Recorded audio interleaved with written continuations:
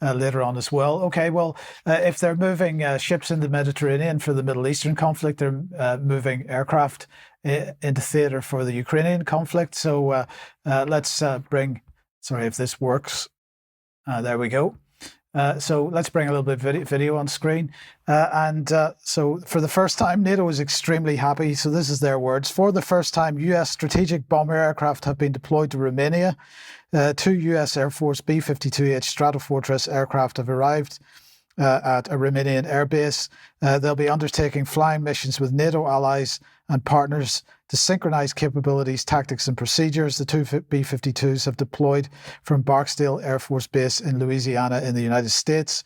Apparently, the US routinely demonstrates its commitment to NATO allies and partners through bomber task force missions, providing assurance and contributing to deterrence, particularly along NATO's eastern flank. So there you go. That's more saber rattling right on the borders of Russia and so on, because we've got to keep the pressure on. But we have a little bit of video from the NATO representative here. He's a lieutenant colonel. Can't remember his name off the top of my head. Let's have a listen to what he had to say. The 20th Expeditionary Bomb Squadron is out here at MK Air Base supporting a bomber task force deployment in the European theater. We're working with our NATO allies and partners to conduct training, improve interoperability, and work on the fundamentals of securing the Black Sea region. So very eloquently put. I couldn't have put it better myself. But I just wanted to have a look at him in still here. So here's a photograph of him. Because, of course, if we zoom in on here and look at the microphone that he's using, and the question is this not a national security risk? Because this is Chinese TAT right here. This is a Chinese wireless microphone system that's used commonly by videographers and so on. But I'm very surprised to see it being used by NATO troops in the field, as it were, because we're told that we can't have Chinese infrastructure in our involved with us because that would be a national security risk. So just wanted to ask that question in passing. Now, in the meantime, Viktor Orbán, of course, who's the only European leader who's been attempting to sue for peace, here is continuing to be heavily criticised. And yesterday and today, one of the main hashtags that was trending on Twitter was out of EU and NATO. So let's just have a look at a couple of the tweets that have been doing the rounds here. When will we remove Hungary from EU and NATO? Seriously, either people of Hungary will wake up and seriously should leave those organisations.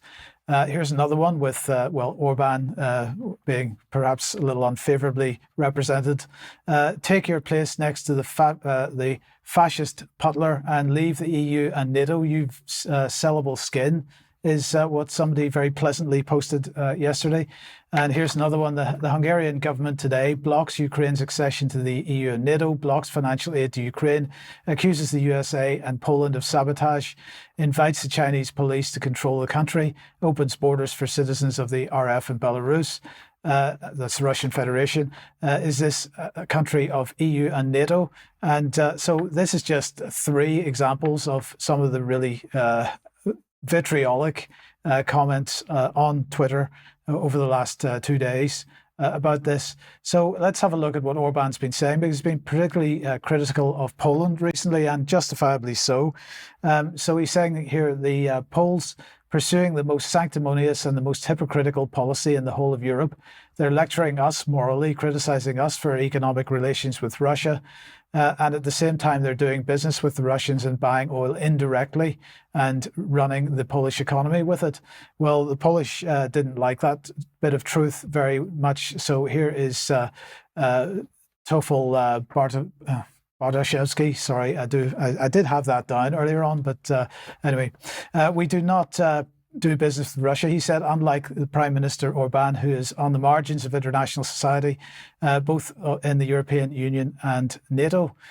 He said, if you don't want to be a member of the club, you can always leave. I don't really understand why Hungary wants to remain a member of organisations that it doesn't like so much and which supposedly treats it so badly. Well, maybe they want to try to influence the organisation to be a little bit more peaceful instead of continuing the sabre rattling. In the meantime, in Polish radio, Hungarian PM selfish actions lead to isolation. So they're basically continuing this same narrative. And here is, the other narrative that's going on at the same time that we should always mention, and that is the fact that Russia is being blamed for everything that's going on in Europe at the moment. So mobile phone and internet cables cut in several areas of France, said Connexion. And of course, that was all that nasty Vladimir Putin that did it personally. I'm sure we can talk about that later in Extra as well. The narrative is ridiculous. But in the meantime, anybody that's attempting to take a peaceful path is absolutely being vilified for it. Calls for the country to be removed from the EU and from NATO, and more calls for war.